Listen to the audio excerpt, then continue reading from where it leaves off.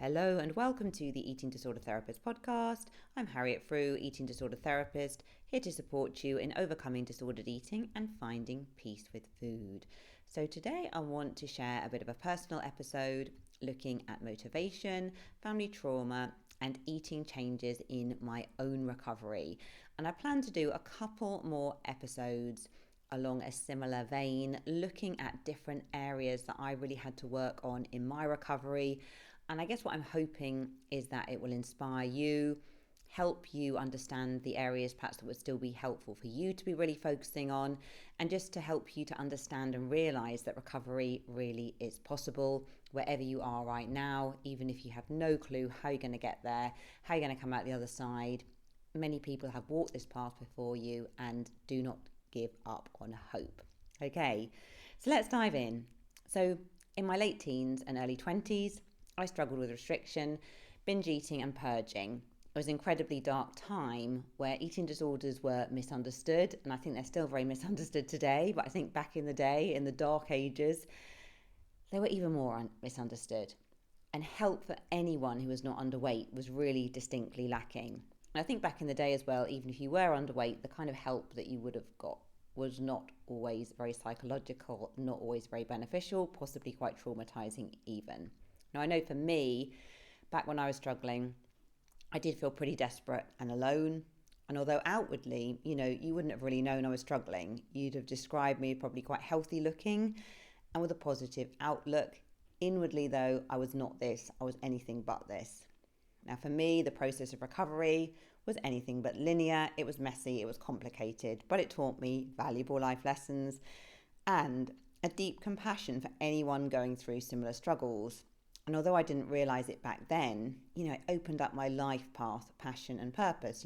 I've been working as a therapist now for over 20 years. And the fact that I had an eating disorder, the fact that I recovered, the fact that I went through those difficult times really opened up a path for me, which has allowed me to have a very fulfilling career, which I still love to this day. So today I'm going to share more about my personal healing journey, focusing on different aspects of this.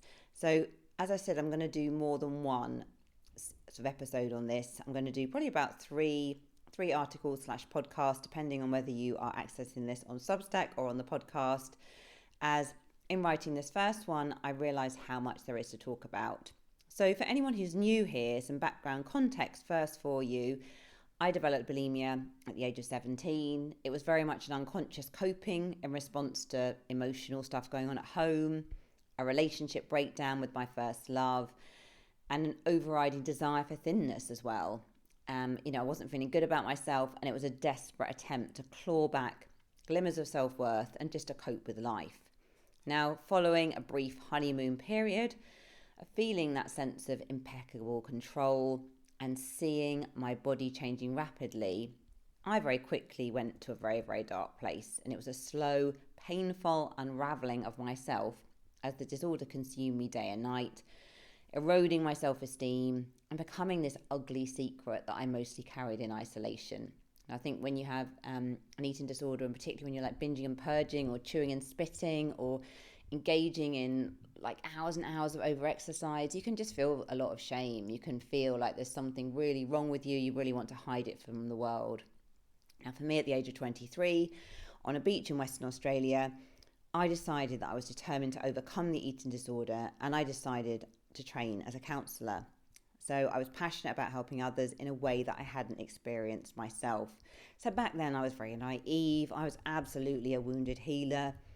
And, when I was in Australia, my symptoms from bulimia from the onset had sort of eased a bit, but I continued to struggle alongside my outwardly quite carefree presentation. Again, I had this real splitting going on of how I presented to the world and what was really going on behind closed doors. And I think because I felt I was quite good at presenting this outer coping persona, I was almost like just kidding myself in a way that I didn't really have a problem, when in fact I did.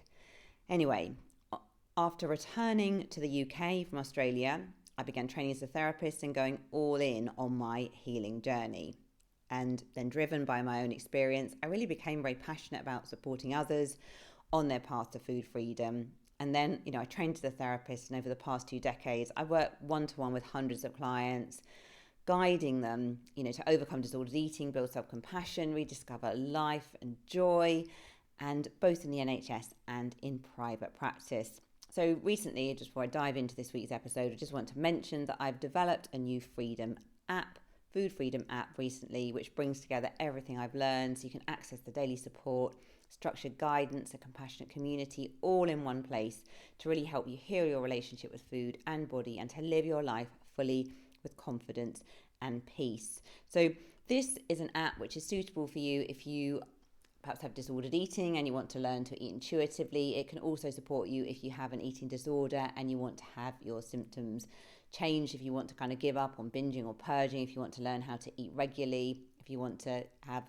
much more variety with your eating without feeling guilty or anxious, if you want to build self-compassion, confidence and self-esteem. And it transforms your mindset daily. You have lots of things where you can sort of check in, monitor your progress, and you can really sort of celebrate every step forward. And it also will recommend podcast episodes to you that are particularly relevant for your stage of the journey. So there's so much in there.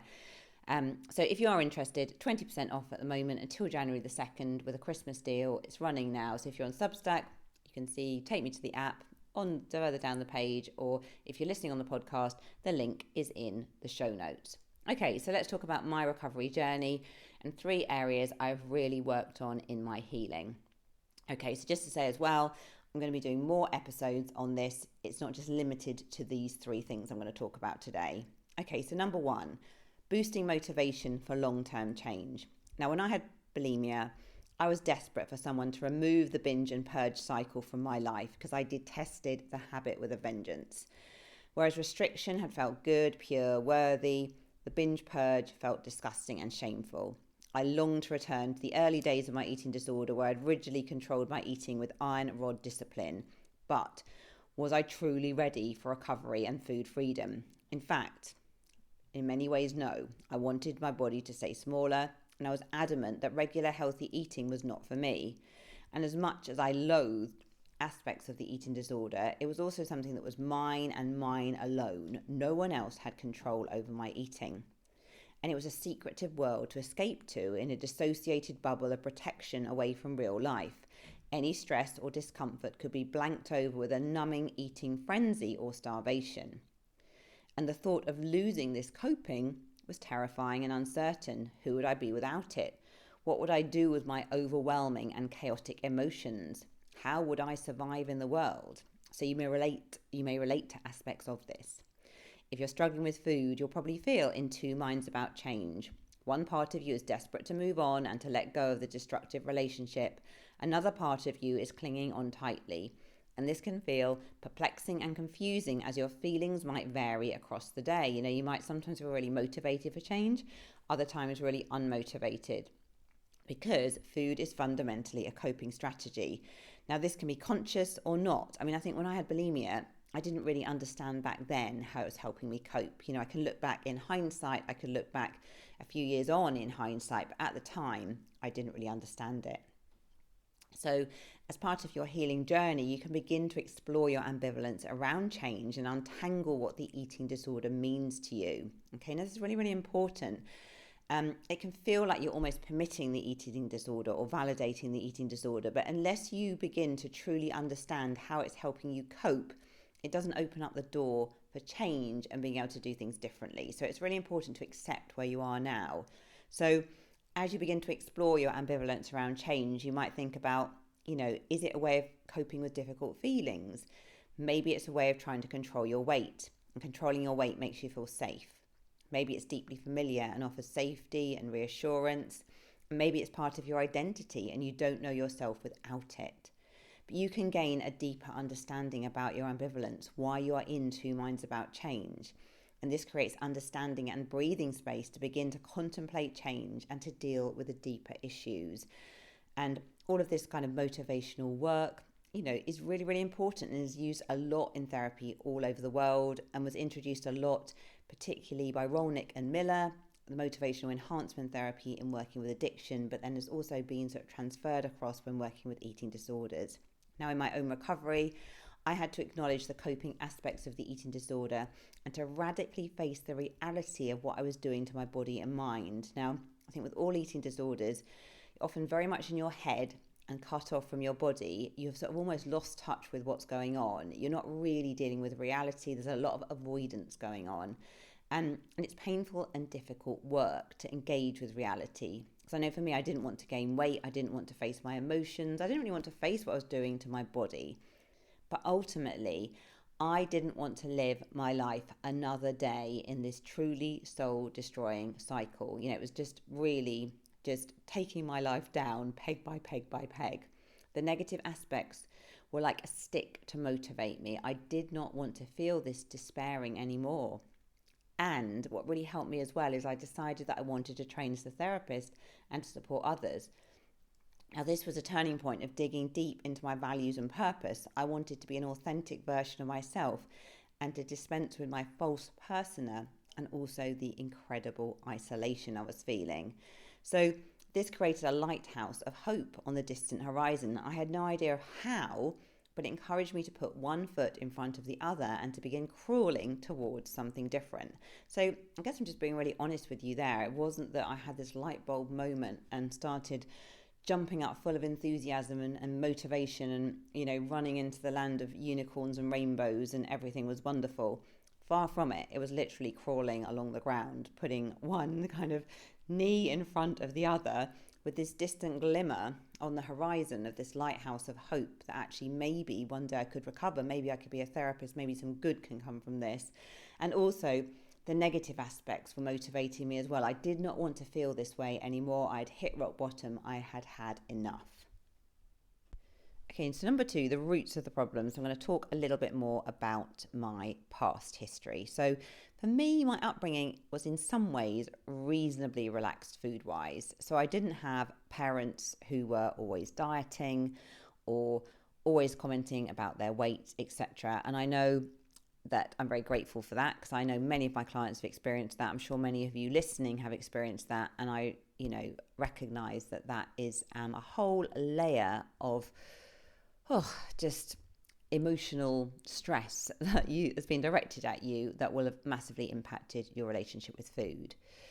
But let's go on to talk about more some of the things that did really impact me. Now, my parents were raised post-war in an environment where emotional support and mental health understanding was practically zero. Now, I think my parents are not very different from many other people of that generation, the sort of boomer generation.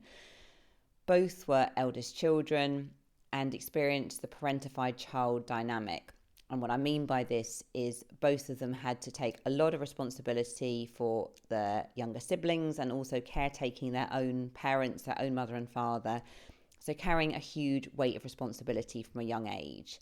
So both of my parents are and were adept people pleasers, very much the good boy and the good girl dynamics with little self-expression, little understanding of their own needs, wants and desires, and no almost permission to even recognize that they are allowed to have their own needs, wants and desires. They're very much been raised to be looking after everyone else, taking care of others, sacrificing the self for others. That feels very, very normal. And it was all about seeking approval and validation from family, community and friends. So always about doing the right thing by others and keeping the peace. So I very much grew up in an environment where, as long as it all looked good to everyone else in the village, it didn't really matter what was going on behind closed doors. And in a way, other people's demands outside of the family would often come above the needs of family members, So if something was going on with myself or one of my younger sisters, if someone from the church or something else needed doing outside of the family, that would always be the priority. And it was very much about maintaining this sort of image really of everything being really wonderful and everything really functioning and as long as it looked good. Now, of course, anyone that's living like that is going to have a lot of suppressed anger. So it resulted in a lot of unconscious anger bubbling beneath the surface of both my mum and my dad, which would erupt in different ways. So my dad would tend to rant and overtly express his anger with aggression and over control within the family. You know, outside in the community, he would not be like that, but at home, he would very much be like that. And my mum would never be overtly angry. Like she's a very sort of calm person, but her anger would covertly sort of leak out through suppressed anger, through like constant moaning, blaming, understandable resentment as well, feeling like a kind of victim of circumstance. Now, I say all of this with a lot of compassion. You know, they had no other frame of reference. My parents married in the early 20s. With no space or freedom really for personal individuation or self-expression. Even once they married, their parents were like living within 2 or 3 miles down the road, were really involved in their lives. And very quickly they had 4 children thrown into the mix. I mean, no wonder they struggled really. They just didn't have time to, individuate, to get to know themselves, to live their own lives before they were sort of thrown into the swamp, I guess. Now, for myself, as the eldest child raised in this family system, it's no surprise that I willingly took the baton and continued with the generational trauma response, the generational sort of trauma patterns. So the eating disorder for me was very much a vehicle to push back against obligations, expectations pressed down on me, whilst also attempting to maintain the good girl status and to please my parents and the world. So restriction offered control and a semblance of coping and order. But I guess in contrast, the binging and purging was a protest and powerful personal rebellion against it. So it felt unsafe to express my true self through words or boundaries or assertive communication. So my anger and frustration was channeled inwards through the behavioural cycles in an attempt to find relief. So it's very, very conflicted really, because I still wanted to really please everyone around me. But I, understandably felt a lot of built up anger and frustration, but I felt very guilty. Raised in this people pleasing environment in a way where you weren't really allowed to have needs. I felt very, very guilty for having needs. And the eating disorder became a way to sort of find relief and almost sort of purge the emotions that I couldn't purge through more healthy means. So pre-eating disorder, I was juggling the pressures and just about keeping afloat in the choppy waters. But 17 years old, I think the pressure just all got too intense because I lost my first boyfriend. We split up. That was really, really, upsetting at the time. I was trying to do my A-levels, a lot of arguments at home with my dad, and it really pushed me deep underwater. And that's when I began to develop bulimia. So I didn't have the words or self-awareness then to articulate what was going on. But the disorder was an exemplary expression, really, of the inner conflict I carried within. Those restriction, binging, purging cycles very much mirrored my emotional state on the outside. So if you're listening, think about your own journey. There's probably not a simple cause and effect to developing an eating disorder. And it's often said that genetics loads the gun, environment pulls the trigger. So many contributing factors will have combined to influence your relationship with food and with yourself. But you can gently explore the different strands so you can develop psychological understanding and awareness. And you'll be piecing together parts of the jigsaw puzzle to gain some clarity. Now, understanding, of course, doesn't automatically bring about change. However, I believe that's an important baseline for healing, because if we don't really understand why we're doing what we're doing, all the different things that have contributed, I think, again, as humans, we want to make sense of things, okay? And I think this is an important part of the puzzle, an important piece of the puzzle.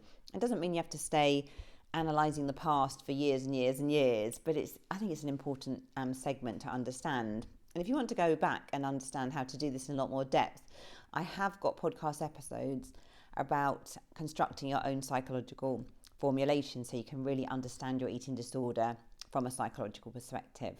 So I think with my own healing, it's come through many different passages and routes. Relationships, though, for me have fundamentally been key. Now, this has meant finding safe places to share my real self, not the people-pleasing version that was adapted to win approval and attempt to appease the emotional state of others as a survival response. So it's often been outside my family, actually. I mean, my family are important to me. I love my family. I honour my parents. They're always going to be part of my life. But my relationships with my parents have not been the place where I've really been able to heal. Because I guess I have been on this personal development journey, that's not something that they have, joined me on. And I have needed to find places outside the family where I can really have that sort of safety. But close friendships have been really valuable for this. Personal therapy has been really valuable for this. And also talking with my sisters, particularly, I have 3 sisters, particularly my next sister down, has also done a lot of personal development work. So we have been able to talk about things a lot in a really helpful way because of, I guess she is someone who understands our early life from the same perspective as me, although our experience was quite different. She's almost like one person in the world who just gets it so well. And we can have these very, very deep conversations, and that has been so, so valuable. But also, to this day, I no longer struggle with eating disorder symptoms, but it's an ongoing process of self-inquiry, building self-awareness through journaling, therapy, educating myself through helpful content and books, doing courses. I have taken full responsibility for my healing path. And yes, my past has impacted me. It really has, but it is now my choice to move forward and work to break the chains of transgenerational trauma and to create a different life for myself and my own family. And, the path is ongoing. I haven't struggled with eating disorder symptoms now for many, many years, but I still struggle sometimes with things like people pleasing, self-awareness, self-worth. There's always more to work on. Okay, number 3, establishing regular eating and restoring weight. So I look back at the diary entries of my 17-year-old self. I was living on cottage cheese, fruit and measly, thinly sliced, low-carb bread. So on a good day, what I would have termed a good day, I channeled the self-control with discipline and self-satisfaction. I was barely eating and experienced glimmers of worth and happiness as I followed my rules. But never mind that half the day was spent in hunger and food preoccupation. Never mind that half the day was spent in exhaustive weariness and feeling freezing cold on a warm August day. But then increasingly the hunger would become extreme and unbearable. I would surrender to the longing for food and would binge eat. Now back then I felt addicted to food, and I would have humongous binge eating episodes, devouring every food off the banned list and spending pounds and pounds in the supermarket on chocolate, donuts, crisps, biscuits and more. It was a secretive, wildly chaotic experience that I would hide from others, and I would enjoy the first few euphoric mouthfuls, but it quickly became an arduous ritual to get through. And terrified of potential weight gain, I would purge it all afterwards. So yes, purging brought temporary relief, but I cannot describe the catastrophic damage it does to self-worth and self-respect. I felt unworthy and a complete psychological mess. I felt so much shame for the whole cycle. And of course, this impacted every area of my life. Friendships, love relationships, work, everything was a reflection of my inner turbulence. And I didn't understand about regular eating and balancing blood sugar levels back then. What kept me in a destructive cycle for so long is because I was still trying to restrict my eating. So I would restrict and then I would chaotically binge, and the binges became more and more out of control because I wasn't really doing regular eating. So I really binged my way back to a healthy weight. So I gained 2 stone, approximately 12 kilos in a 2-month period. It's quite a kind of rapid, weight shift. And that was an extremely difficult phase because it felt like a failure after the preceding discipline and restraint. But in time, I learned through trial and error that regular eating brought stability and safety in my body. Because with blood sugar levels not fluctuating like a yo-yo, the extreme hunger reduced and my emotional landscape was less turbulent. I had wisdom to draw upon from a calmer state. Because if you're extremely hungry, if you're so anxious, you're thinking about food all the time, you are not calm. It is very hard to access your inner wisdom because you are in a state of fight and flight and survival. But as my body stabilized at its healthy weight, I wasn't constantly fighting it anymore. Now, this took some radical acceptance and an intense grief for thinness and everything it represented. It's kind of like giving up. It felt like giving up. And I'm going to talk more about this further along in this series. But on the other hand, for me, thinness had become so equated with misery, unbearable hunger, and a feeling of disconnection from real living.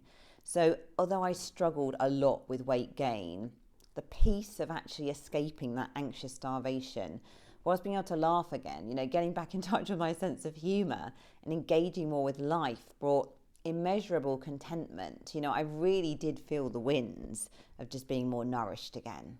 So let's talk more about the practicality of regular eating. So what it means is building up to eating 6 times a day with 3 meals and 3 snacks, never going more than approximately 3 hours without eating.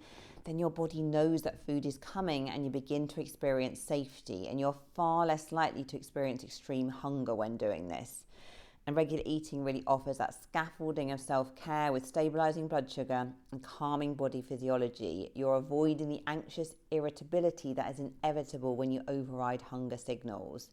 So for me, regular eating created a stable foundation for my psychological recovery work. Okay, regular eating isn't just the solution to get you out of an eating disorder, but it's like a major, big kind of, sort of grounding which will help you. It allowed me to move beyond the anxious, starved, preoccupied state to a place where I had bandwidth to focus, reflect, and concentrate. Okay, and I'm not saying that's like a nice linear process, because in the beginning you feel very anxious that your body is changing and you feel extreme hunger, you feel really drawn to food. It's not like you jump again into this like place where you suddenly feel all calm and nourished and peaceful. It's a messy old imperfect road. But this is the boring, unsexy work of recovery that is an essential stepping stone. This is something we often try to avoid. We try to do every like little technique or like mindfulness or, emotional regulation work or mindset work or self-compassion. And all those things are so valuable. But if you're not actually focusing on eating more, eating regularly, getting some stability around your eating and food, you are missing like almost the highway, the main route, which is going to like lead you towards recovery. So you can't avoid this part. Okay, so to take away, I'll be telling you more about my own recovery journey in upcoming articles and podcasts, okay? I want you to know, though, that it's possible to change and find your personal food freedom. And I say this as someone who once would have described myself as a food addict. Now I have a whole load of Christmas treats in the cupboard, in the kitchen, which are pretty much untouched, okay? I think before I came on this call, I think I had 2 or 3 very delicious Ferrero Rocher. Is that how you say it? But I am not ruled by food anymore. I have a big chocolate Belgian collection of biscuits sitting next to me on the table, and I haven't actually eaten any of those. I probably might have a couple later, but I guess I just want to demonstrate to you that it's really possible now that I have all these things around me, and the Belgian box of delicious chocolates is not really I'm not giving any more attention to that box than I am to the plant across the room, okay? I really am in a place of food neutrality, and I'm saying that as someone who felt absolutely addicted to food. And at one stage I had to finish off all of those biscuits, everything in the kitchen, get rid of it all so I could start again tomorrow and be restricting. So I know that recovery is possible from my own experience and from supporting hundreds of others in therapy. It's not a linear process. There are lots of bumps in the journey, but it's so worth taking the courageous steps to seek support. It's never too late as well, wherever you are with food. And letting go of disordered eating patterns is not only going to improve your relationship with food and body, it's also about finding yourself and engaging more fully with life. And that's what we want, isn't it? To really have that food freedom, that life freedom. So if you want more support, do get in touch with me if you're interested in working with me on one-to-one, or you might want to check out my app. Link is in the show notes, or if you're on Substack, you can click the link on the page. 20% off until January the 2nd, 2026. Okay, so thank you so much for listening today. I really appreciate you. If you're not following me already on Instagram, do seek me out, the Eating Disorder Therapist _. And for further support with your relationship with food, do go to the eatingdisordertherapist.co.uk. If you enjoyed this podcast, I would be so grateful if you'd follow, rate and review, as it helps it reach so many more listeners. Thank you so much for listening, and I look forward to sharing another podcast episode with you very soon.